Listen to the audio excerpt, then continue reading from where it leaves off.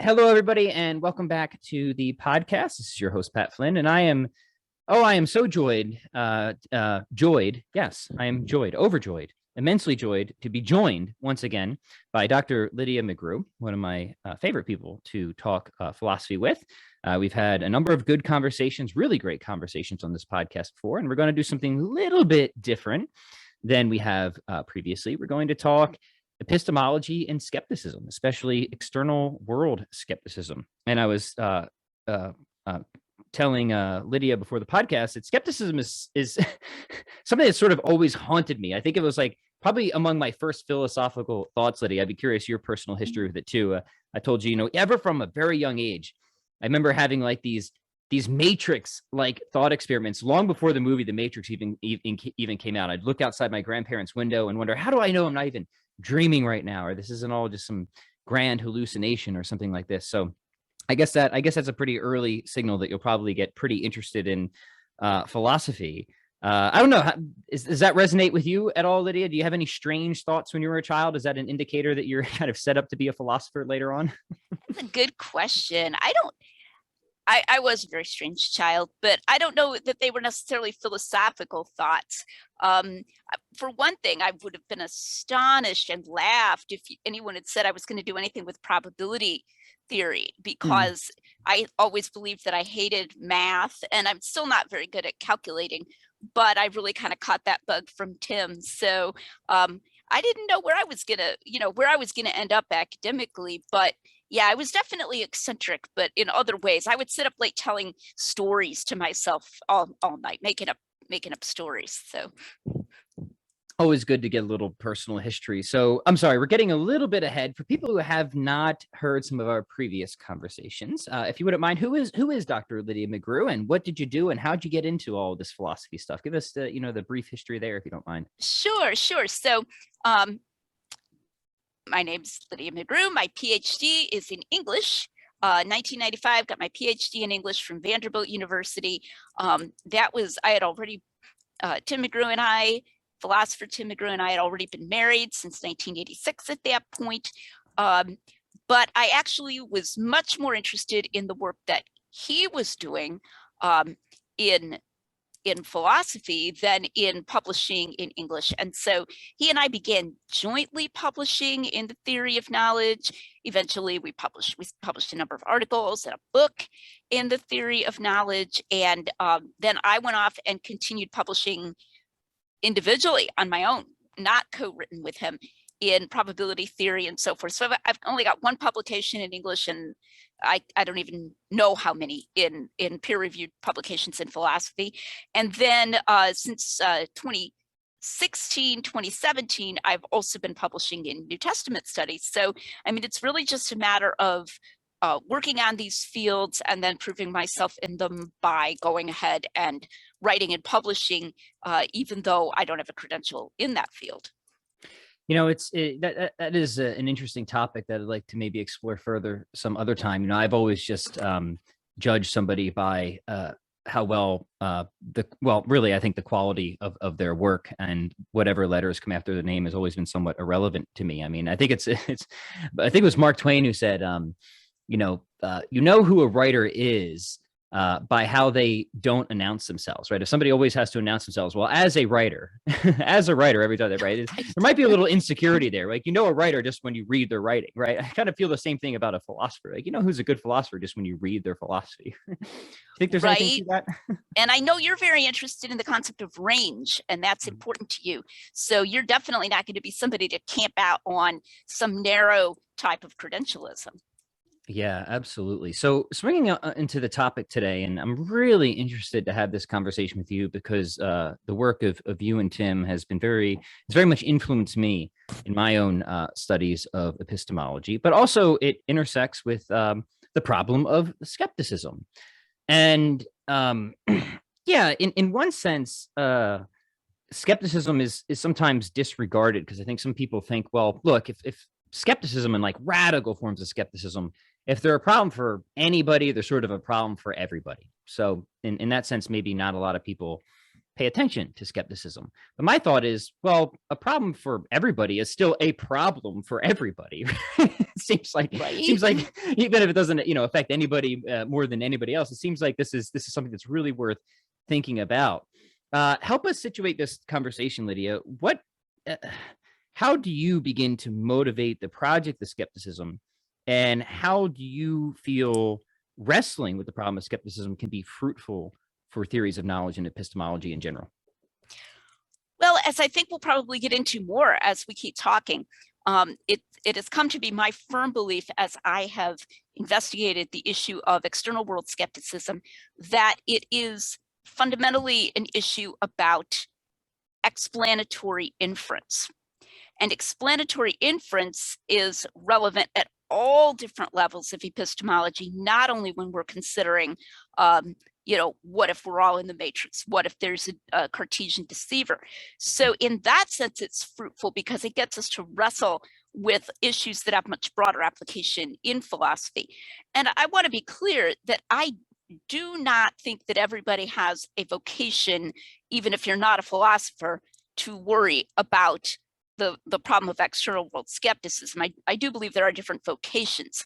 And I also think that if somebody is seriously sitting around becoming mentally disturbed, worrying about whether, we're all living in the matrix, then he is mentally disturbed. I mean, it's not that I give no importance to common sense here. I do. But the point of a philosopher, I think a lot of times, is to do what Tim likes to call a critique of cogency or first philosophy, which is where we go and say, okay, yes, it seems this should be right. But as a philosopher, I ought to be able to say more than that. I ought to be able to go more deeply into it and say why this is right. And so that I consider to be paradigmatically the job of an epistemologist. And so an epistemologist is sort of trying to act like a non-epistemologist if he just kind of goes, oh, come on, we all know that's silly, and let's move on. It's like, why did you become an epistemologist in that case?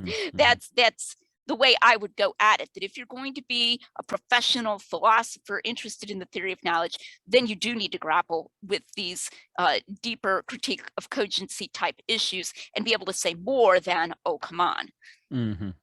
Yeah, that's a really it's a really good way of putting it, because the truth is most people, especially most people who sort of wind up in your philosophy 101 class who have no interest in becoming philosophers, yeah, they'll hear these sort of radically skeptical scenarios, the Descartes demon or whatever, and they'll sort of laugh at it. And in some sense, it's a shame, because then they might dismiss all of philosophy thereafter, right? They'll just associate philosophy with these like ridiculous thought experiments.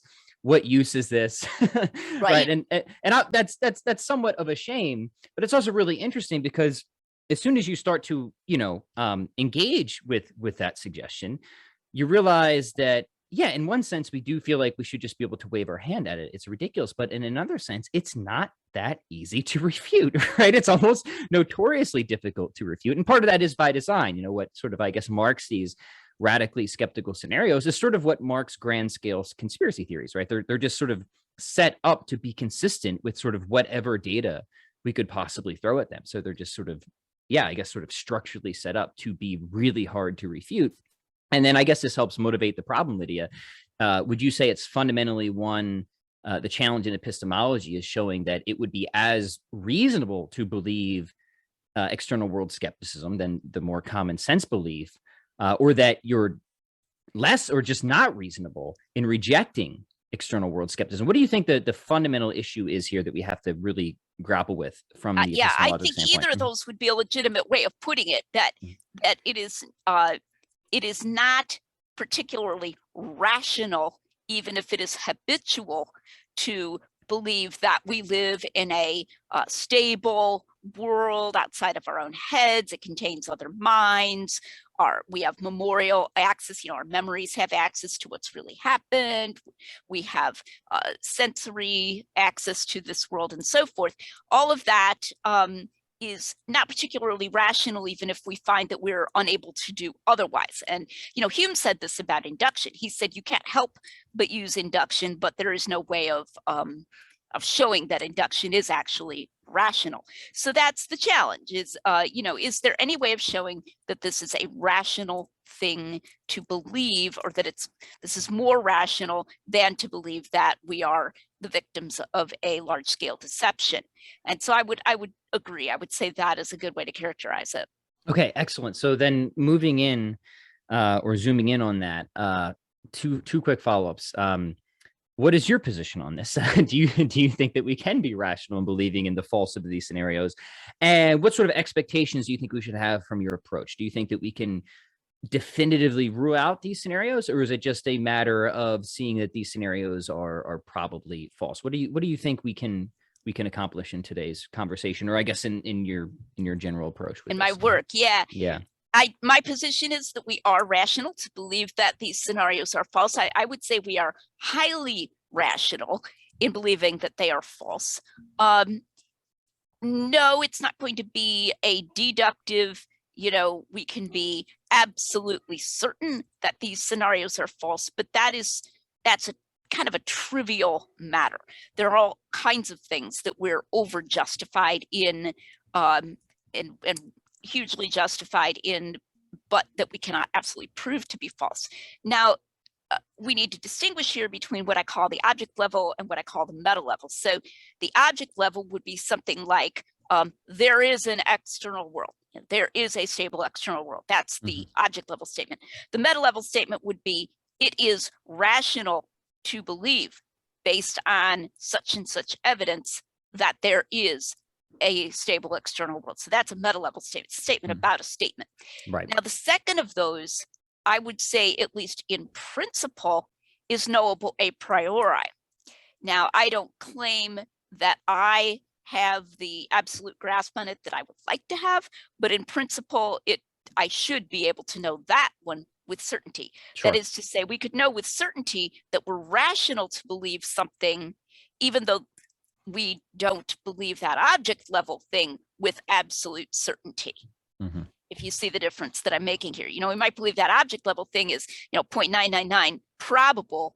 And then the meta level statement that we're rational could be something we could be, in theory, if we grasped it clearly enough, absolutely certain of. Right. Yeah, no, that's clear to me. Would you then say, would you say the reverse? Would you say if somebody sincerely believes, right, that everything that they think they're experiencing is the result of Descartes' demon or whatever, is that an irrational belief? Yes, I would say that's irrational.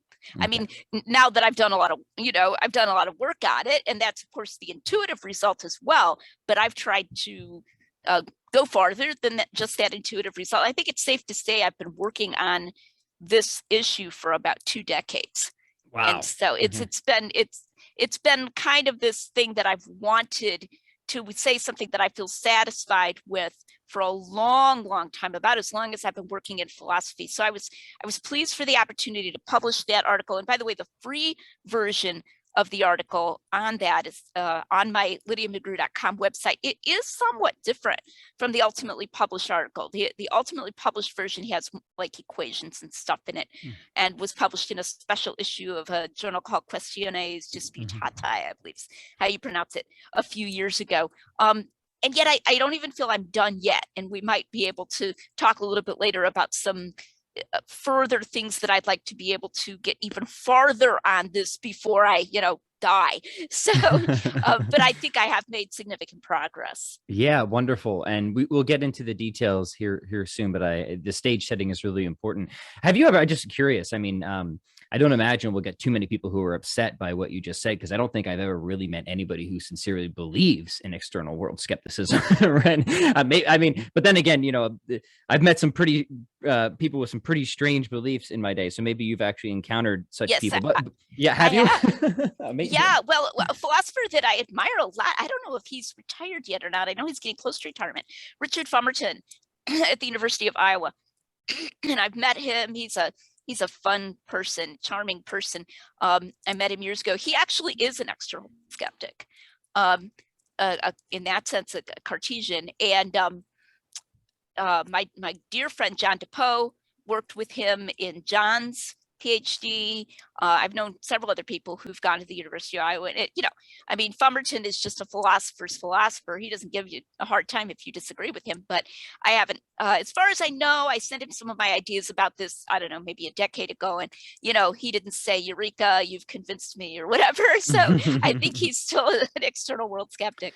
Yeah, it's just historically, I think maybe it's important to situate that for Descartes, at least I think the general understanding of Descartes is, he didn't really believe this. He was using it as a method, right? He was using it as a sort of method to build down to some incorrigible and indubitable foundations and then try and build back up. He didn't seem to be personally haunted by the fear that everything, that he believed was being controlled by some demon. It was really more of a method for him. Right. Well, also, you're probably aware of this. Descartes, in the end, believed he had a deductive argument that for the existence of God, and that God would not permit us to be deceived in this way. And so that's how he actually answered it, which was a very different answer from any that you'll hear being given now. It's different from my answer, but I don't know, who knows, maybe he would have been haunted by it if he hadn't believed that he had this a priori argument that a benevolent God would not permit this. Yeah, which I've always found that's a very interesting suggestion, but the thing that never ultimately convinced me about that is clearly God does let us be deceived, right? Right. Well, here's what I think that a version of that works for. I believe it works against Berkeleyan idealism. Now I got all the Berkeleyans mad at me because I said that, but you know what Berkeleyan idealism is, right? Yes. So God is the one who's doing it. Right. Okay. In Berkeleyan idealism, and I Berkeley would have disagreed with me very strongly here, but I think that would be contrary to the benevolence of God. Yeah. So God himself to be doing it. I wonder, because Descartes must have been aware that God allows us to be deceived at least sometimes. But I think his claim to try and steelman it would be that it would be inconsistent with some aspect of God, his benevolence or his wisdom, to allow for like this wholesale systematic deception across the board or something. I think that's correct. Right? I haven't reread the way he puts it recently, and I would just shift it slightly and say it would not be consistent with God's benevolence and wisdom to actively bring about this mistake on our part himself. Right. And I think that's very defensible. Yeah, I know I don't want to get too sidetracked with this, but I am definitely attracted to that line of thought. So maybe we could circle back to that towards the end. For now, why don't we focus on your approach, Lydia? So if you wouldn't mind, maybe you can start to outline how you start to respond to the challenge of external world skepticism. And we'll just go from there if you don't mind. So I worked on it, set it aside, and I began working in formal epistemology, and especially on the issue of ad hocness. So I have an article published on a Bayesian analysis of what it means for something to be ad hoc. And then I also did several articles on varied evidence and confirmation theory. And I began to see, as I worked on the issue of ad hocness and varied evidence, how those analyses could help us concerning the issue of external world skepticism. So I decided to go at it by taking a sort of a toy case, what I call an in-world skeptical scenario. So imagine you have a friend who thinks that the CIA follow him. It's a conspiracy theory, right? And they break into a house, any house where he's staying, and they search all his stuff and leave no trace. So he stays at your house, and the next morning he says, "Oh yeah, I'm sure the CIA were here last night," and you try to convince him out of it. And he just, everything you bring up, he says, "No, I'm sure they could get around that. I'm sure they could get around that." And so he's obviously engaging in ad hoc reasoning by modifying, adding bells and whistles to his CIA hypothesis to accommodate whatever you bring up. So if you have deadbolts on the door, he says, well, they have a way of locking deadbolts from the outside, or if you've got shoes scattered in front of both doors and none of the shoes were moved, he says, well, they must have memorized exactly where the shoes were, and they paused and they put them all back before they closed the doors, and so on and so on. And what I realized was that his CIA hypothesis is being progressively disconfirmed, but he's not admitting that it's being progressively disconfirmed. Mm-hmm. And I thought that had a lot to tell us about deceiverism.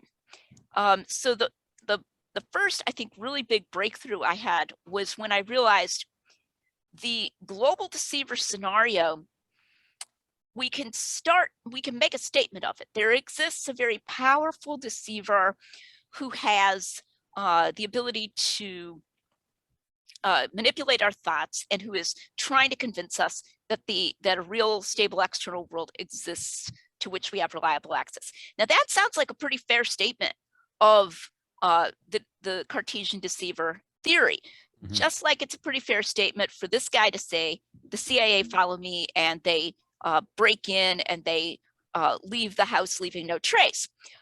But what's interesting is that if you even allow him to specify it that far, you can still, it seems that you can still at least somewhat disconfirm it, and that you can have better and worse evidence against it. Mm-hmm. So for example, if all the doors in the house were unlocked and the windows were wide open and the floor was the kind of stuff that wouldn't leave any trace if somebody walked on it, then his theory is harder to refute. Whereas if everything's locked and you have a white carpet and so on, then it seems like we've got something to work with to refute his theory.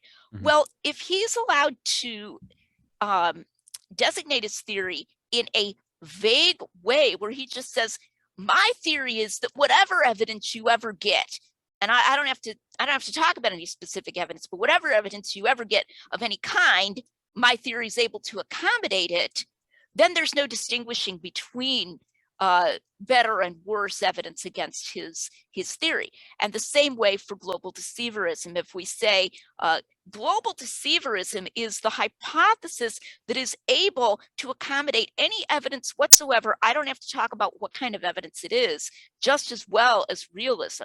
Mm-hmm. Then we have a bit of a problem because it isn't really a hypothesis. And that was my breakthrough, my first big breakthrough, was saying that's not a specific hypothesis at all. That's a indefinite description of a hypothesis. And so we should instead, and therefore it can't have a probability. It can't explain anything clearly or not explain anything clearly. So instead, we should start off with a hypothesis that we require the person to sort of take his stand on, and then that can be subject to disconfirmation and to better and worse evidence, and we can start making progress against it. And I thought that was a pretty important breakthrough to make on in-world conspiracies and global conspiracies, global deceiver theories. Does that seem helpful at all? Yeah, no, that's really helpful and really interesting. In one sense, it reminds me of, I think, something that often gets overlooked in the greater worldview debates, put the deceiverism aside, just looking at theism and naturalism, right? It seems to me that sometimes people fail to distinguish the data that needs to be explained from the theory that explains the data. Right. In the sense that sometimes people will say, well, I'm just going to be a sort of naturalist because I just take sort of like what's in front of me and you guys take what's in front of you and then add God. But I think that's a horribly simplistic way of looking at it. We sort of agree about what's in front of us. What we disagree about is the theory that explains it. Right. Right. And that's what matters. Right. That's sort of like where the interesting work is done. So it sounds like there's at least, I don't think that's exactly what you said, but it just reminded me of that these sometimes more subtle distinctions get overlooked, but they're distinctions that can often make all the difference. Do you have any further thoughts on that? Well, so naturalism plus whatever you have to add to naturalism to explain the data that would otherwise seem to confirm God is different from naturalism simpliciter. Yes. You see, right? Mm-hmm. So similarly, let's call it CIA-ism, CIA burglarism or something is different from CIA burglarism, plus they have a way of locking deadbolts from the outside, right? Those aren't the same things. And so what I realized was, once you gerrymander your hypothesis to deal with one piece of evidence, it doesn't automatically gerrymander it to deal with some other piece of evidence. Right. So, naturalism that is where we say, I don't know, we can account for, let's say, love as a derivative of the sexual urge or something. I mean, that's terrible explanation anyway. But waiving that, suppose that did, okay, how does that accommodate qualia, our mental experiences? Okay, so you have to have different bells and different whistles to account for different pieces of evidence. You don't automatically account for all of it in one fell swoop. Yeah, and this is why I think so many accounts of naturalism end up just getting littered with just like brute facts, whether brute contingent facts or brute necessities. But then it's just to my mind, an enormously complicated theory. Absolutely, exactly. So the simplicity of something without what we have to do to explain the data is very different from the simplicity of something together with what we have to do to explain the data. Now, what's interesting to me is that realism, so let's take realism to be the hypothesis that there is a external world and it's relatively stable and we have access to it, something like that. You don't have to add nearly as much to that to account for what we experience. Now, remember, we're not Popperians. We don't have to have the theory entailing the data. Sure. For it to confirm it, it just has to explain the data better than its negation, right? So realism you can sort of leave all of this to float. So let's take an example here. Glasses. All right, I wear glasses, you wear glasses.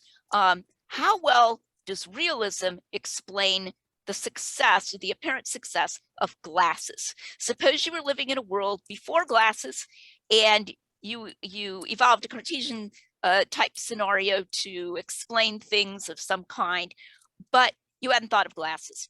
So then along comes somebody has this idea. He says, I'm going to take this substance, which is glass, and I'm going to grind it and I'm going to shape it in a certain way. And I'm going to put it in a pair of, these things made out of wire, and I'm going to put it on your nose and it's going to make things look clearer to you. Now we have to imagine a deceiver who's interested in going so far, and I use this term overkill a lot in my article on this topic. It's not enough to him to convince you that there's an external world. He wants to go so far overboard that he wants to convince you that you can take one a substance which doesn't really exist, mind you. Glass doesn't really exist, and wire doesn't really exist, and your hands don't really exist, but he's going to convince you that all these things exist and that you can manipulate one of them and then put it on your nose, which also doesn't really exist. And now your vision, which was fuzzy before, is going to appear clearer when you're looking at objects which also don't exist. Okay, so this seems to me to be additional evidence that disconfirms deceiverism beyond whatever evidence you had prior to the invention or the apparent invention of glasses. Okay, so that ability to make comparisons between, I think we can agree that if everything looked completely fuzzy and we hardly had a sense of vision at all, that deceiverism would be at least somewhat better off.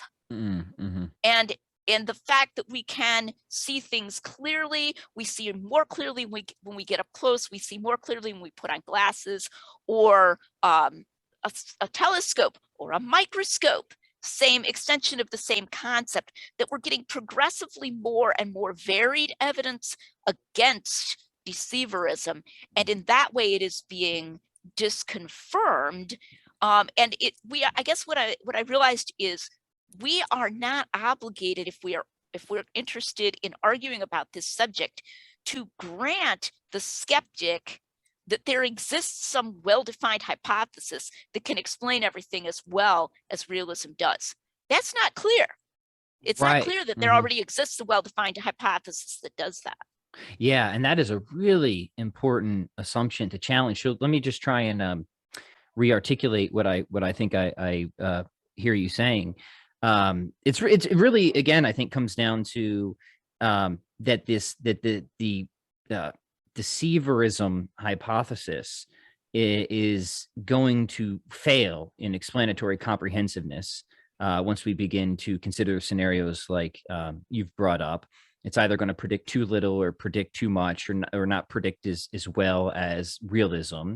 And in order to kind of keep up, to either expand its predictive range or restrict it if it's predicting too much, I guess in some cases, it will again have to engage in being ad hoc. It'll have to start wiring more components kind of into the root of its theory, and thereby increasing its complexity and thereby lowering its internal probability. Does that sound right to you? Am I giving a fair summary? Yep. That's right. And so the other thing I realized, and this was a bit of a revelation to me that I'd never thought of in these terms, is that what's at stake here isn't actually realism per se alone.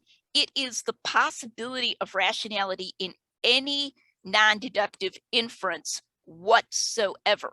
So even conditionally, suppose we were to grant realism. So this is something that externalists will sometimes do. They'll just be like, let's just get past this. Let's just postulate the entities that science tells us exist, or something like that, naturalized epistemology, something like that. And so we'll just kind of jump over the realism deceiverism issue. Okay, the same type of issue is then going to confront them at another level, because the very rationality of or irrationality of other conspiracy hypotheses could be pushed in the same way. So if we were to say, okay, fine, there's an external world, we'll do it all conditional on there's an external world and we have reliable access to it. But by the way, Abraham Lincoln didn't exist. And, there's just this massive conspiracy to convince us that Abraham Lincoln existed, or whatever, pick something. Which in a sense is a simpler theory. They believe everything we do, just minus Abraham Lincoln. Exactly. One less president, right? we just believe in one less president than you, right? What's the slogan or something like that, right? Exactly. Well, and so then what if you're going to make that move, if you're going to not have an answer to that move where they just get to keep adding, well, yeah, it was this amazing conspiracy at the beginning, and then that's why all the history books agree, or whatever they're going to do to explain it. I have a feeling we should get the screenwriters for Doctor Who onto this one, that Abraham Lincoln was really a werewolf or whatever. Anyway, right. Then how do you answer that? And it seems to me that the naturalized epistemologist or the externalist, he thinks he's left the problem behind him, and it can just confront him again at some in-world level. So I realized, okay, when I talk about taking external world skepticism seriously, I never intended to be saying, right, I need to take seriously the idea that no non-deductive inference of any kind is rational.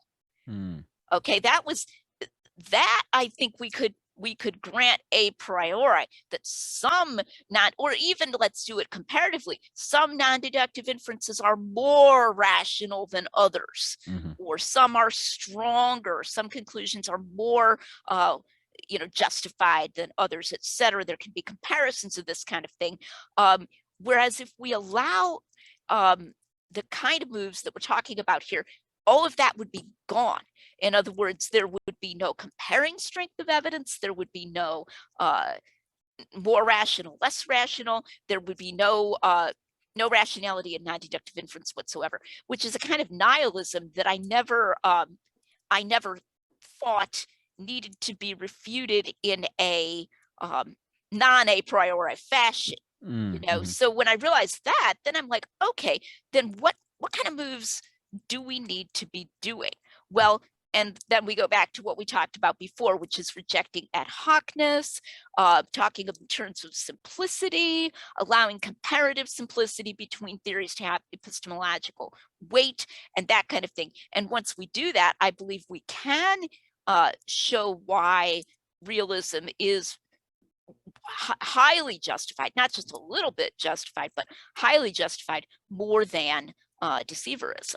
Yeah, really interesting. So I'd like to maybe ask you to just clarify a few aspects of that. So let's talk about simplicity first, because this is It's so funny because anything dealing with simplicity, ironically, is always a complicated subject in philosophy. So it's just the name is Yes, not helpful. you're right. You're right. You're right. The name is not helpful. We're talking about, but so in this instance, right, when we're talking about a theory's simplicity, there's some philosophers say, well, this is sort of a flag for modesty and helps to signal whether a theory is more internally likely. And I guess the general idea here is, the more, I guess, basic components a theory has, we think kind of the more ways that theory could turn out to be false, the more ways it could go wrong, right? So you always have the qualification, other things equal, right? If they're matched in, say, in explanatory comprehensiveness, then we should prefer the simpler theory because not definitely, but at least more probably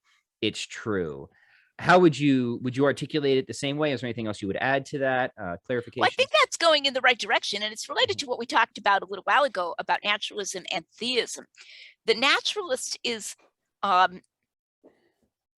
it's legitimate for somebody to say, what's your evidence that God exists? I've got no problem with taking on some kind of burden of proof. Mm-hmm. But once we've brought forward evidence, then to just kind of try to sweep all that aside and say, but naturalism is still simpler, that doesn't follow, because as we said, naturalism plus what has to be added to it to explain the evidence that we have is not the same thing. It's just plain old naturalism, right? That's not garden. That isn't just naturalism is true and nothing else, So, but we can even do this with other things. Like suppose we say a world without Abraham Lincoln is a world with fewer entities than a world with Abraham Lincoln. Okay, but now let's start talking about a world without Abraham Lincoln, but with a conspiracy to convince us that Abraham Lincoln exists. Right. It has to exclude Abraham Lincoln. Right. Yeah, right. Well, and not only excluding him, but including all of the conversations, the plots, the internal mental states, and the success of those plots, and so forth, required to put us in the state we are now, where everybody believes that Abraham Lincoln exists. That's not a world with fewer entities. I mean, if we allow thoughts and plans and plottings and conversations to count as entities, we've got lots more entities. Spooky backroom meetings, right? Yeah, absolutely. Yeah, exactly. Yeah, so no, that's really, I think actually tying it into the worldview debate is really helpful. So I mean, maybe we can think about it like this, right? If there's garden variety naturalism, there's a natural world. Okay. I don't think anybody disagrees about that. Maybe, I don't know, maybe the idealist does, right? But put that aside. Right. Okay, but what explains it, right? And like, here's a list of things I think we agree on. There are concrete, causally capable entities. There are conscious states. There's intentionality. There's teleological arrows. There's moral principles. There's rationality. A lot of stuff, right? Right. Okay, so now we need a theory to explain that data.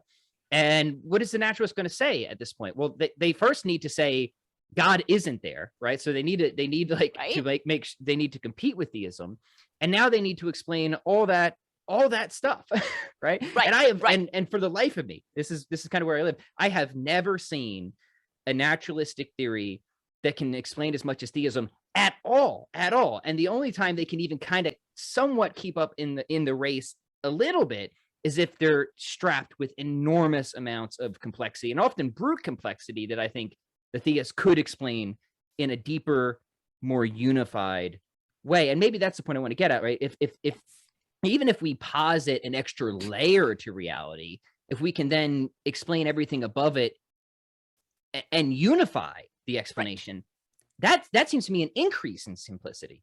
Yes, in the most relevant respect, right? Very right? important.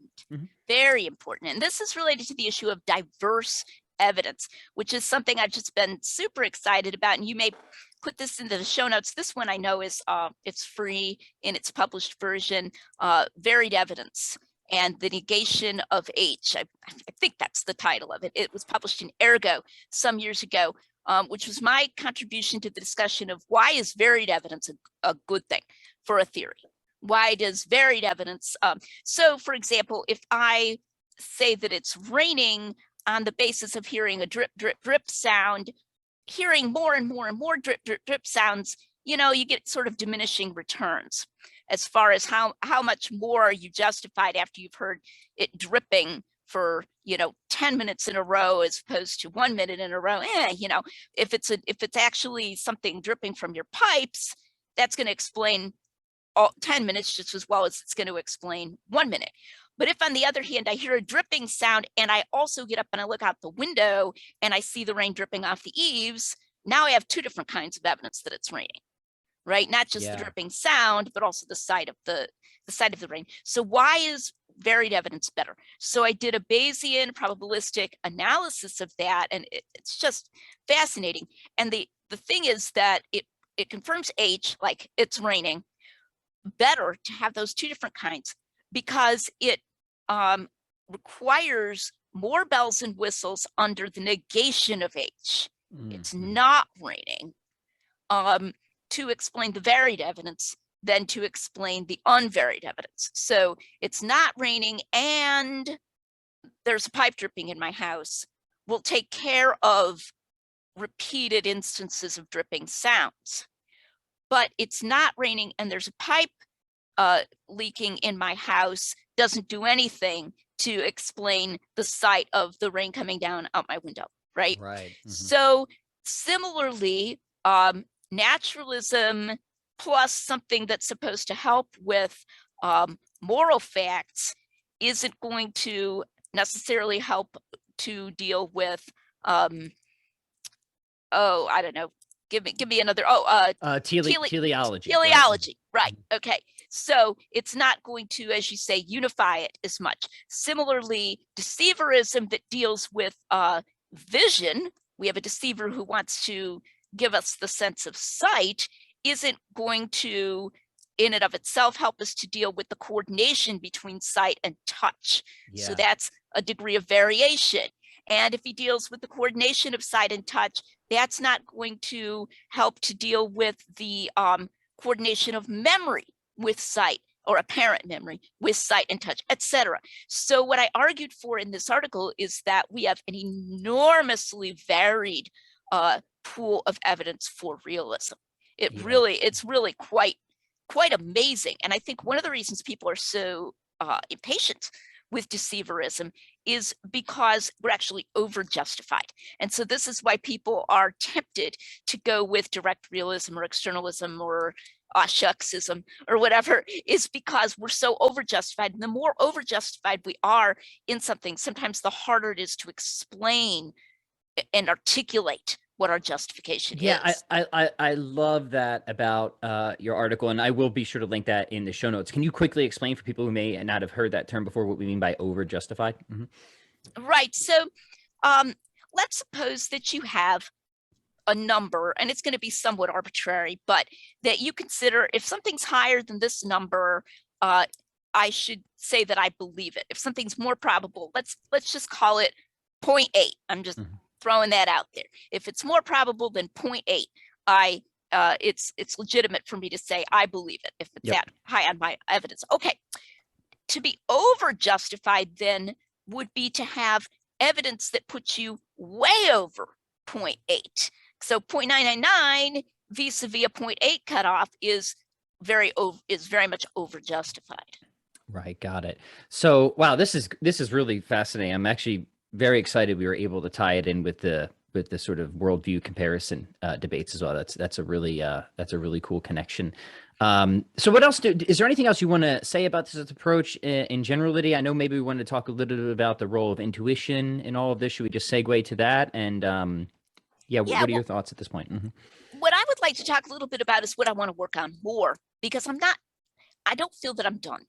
I think I've done good work this far, but there is more to be done, and I may not be able to get any farther. So so you're ready to pass the buck, right? Well, I hope that. I'm only 56 years old, so maybe I'll have more to say about this. Well, I'm sure we have a few people listening who are considering their PhD or something, so maybe you'll inspire them. Well, here we go. So the question is, what is this set of facts about simplicity? Let's just use it, simplicity, complexity, or even relative simplicity and complexity that undergirds this reasoning. It undergirds not only arguing for the external world, but also arguing that Abraham Lincoln exists. In fact, arguing for pretty much anything, even once we assume the existence of the external world, and not allowing ad hoc theories to win in a sense, or to undermine all empirical reasoning.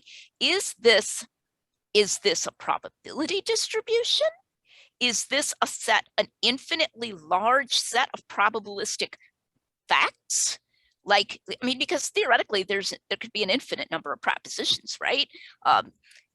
Unicorns exist, Wookiees exist, zebras exist, unicorns don't exist, and there's a conspiracy to make us think whatever. We could go on and on. There's an infinite number if we could sit long enough and say them. Are these probabilities, or are they comparative simplicity facts that aren't probabilities, but that yield probabilities, sort of like crystallizing a solution? You have this solution and then you drop a catalyst into it and bam, it crystallizes out.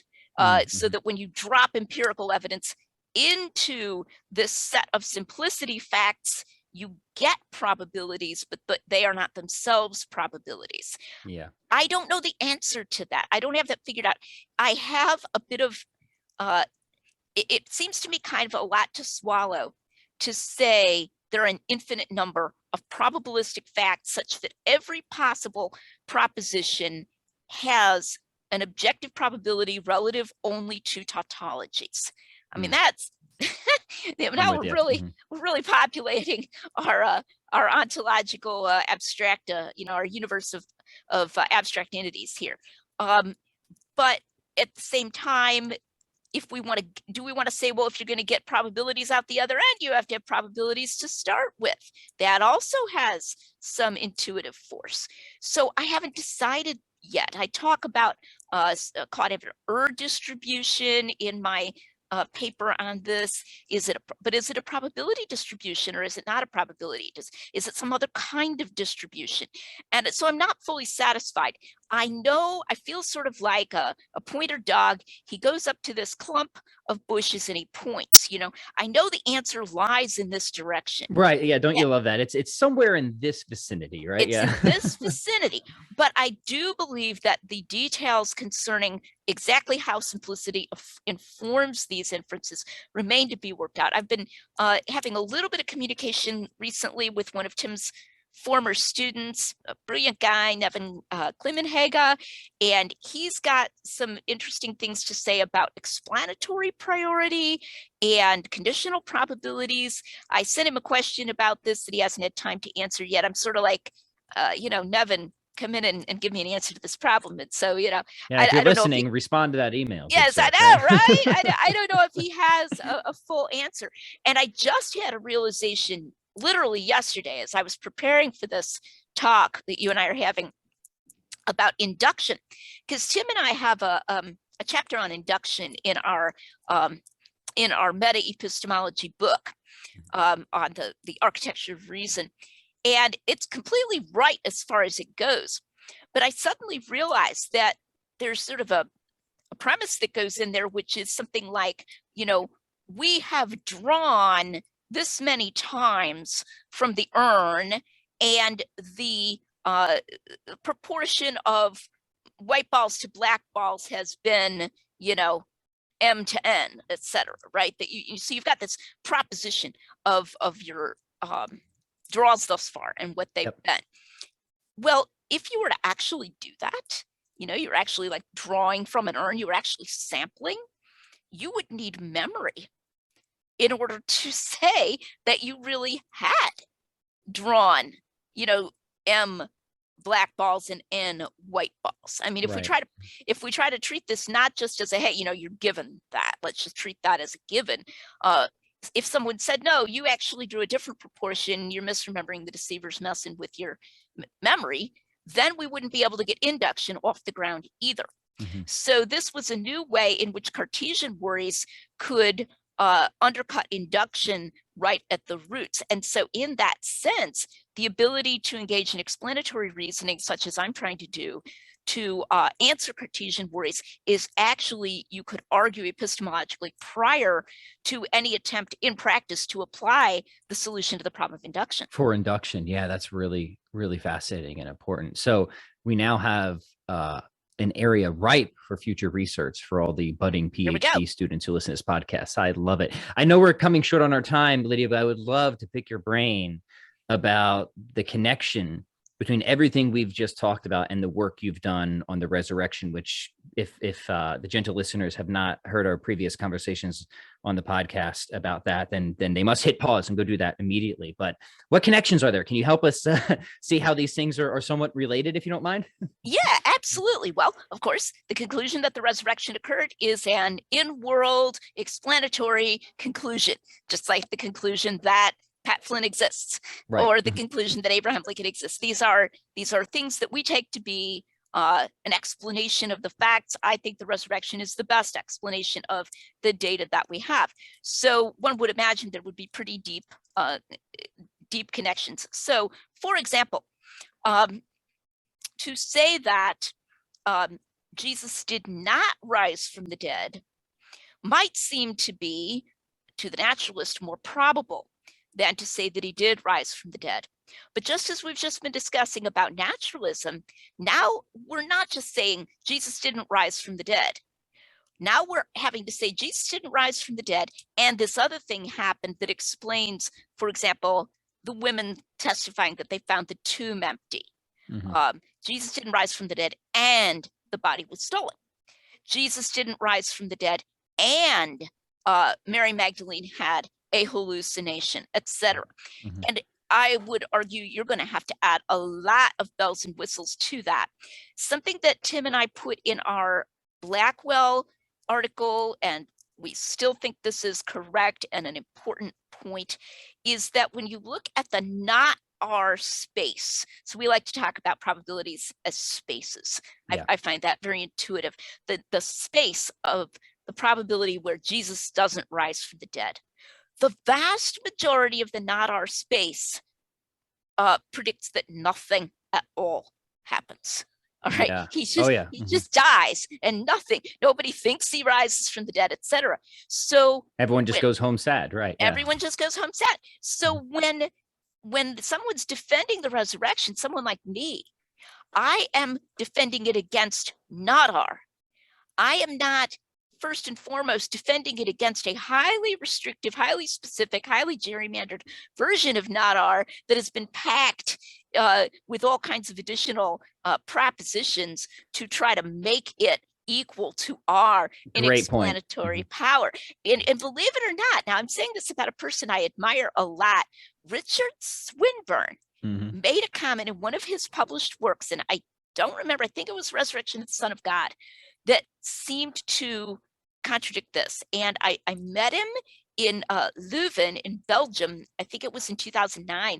And I went up to him and I said, actually, we're comparing the resurrection to not R. We're not comparing it to not R and all this other stuff. And he looked at me, and that just, I could tell he was a little dubious about that. Like, that wasn't immediately obviously true to him, but it is, because if R is true, if it's highly probable, then it's not R in general that's highly improbable. And indeed, not R with all this extra stuff is even more improbable. Right. Yeah, no, I couldn't agree more. And I of course, I admire Swinburne's work very much, but there's a few things that I think he overlooks, and another one is he thinks that this might take us too far aside. He thinks that an afterlife complicates theism. I think it's an entailment of theism, which I know is part of the greater debate too. Like, working out the consequences of a theory is different than adding stuff to a theory in an ad hoc way, right? Absolutely, yes, definitely. Yeah. So yeah, really, really cool. So now I would encourage people, even if they have heard our previous conversation, go back and listen to it now in light of this one with this, I guess, this new lens and new perspective, and see if it illuminates anything for you. Lydia, before we go, I want to make sure that you mention anything else new that you're working on. Maybe also give a plug for the epistemology book that you and Tim wrote some time ago, which is excellent, and your awesome YouTube channel. I'll be sure to link this as well, but please just give us a brief Sure. plug for all of it. What am I doing now? So I am writing a popular level book in New Testament. I have just finished polishing it for about the third or fourth time. It's going to be called Testimonies to the Truth, Why You Can Trust the Gospels. And this is at a more popular level than my last two books. And I'm hoping it can be used in like churches, like Bible studies and that kind of thing. My YouTube channel, I literally just today gave it a custom name, which is easier to remember. So it's like youtube.com Lydia McGrew channel instead of youtube.com followed by random letters and numbers. So yeah, very good. So this was good. I was advised to do this by a friend, and he's like, you need to do that. So what I try to do on my YouTube channel, my motto there is making common sense rigorous.